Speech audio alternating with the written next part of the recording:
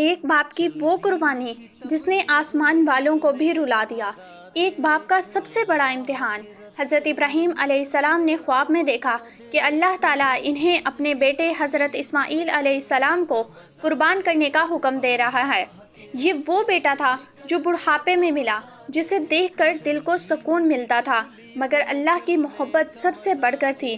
جب حضرت ابراہیم علیہ السلام نے اپنے بیٹے کو یہ بات بتائی تو حضرت اسماعیل علیہ السلام نے کہا، ابا جان، آپ کو جو حکم ملا ہے وہ کر گزریں، انشاءاللہ آپ مجھے صبر کرنے والوں میں پائیں گے۔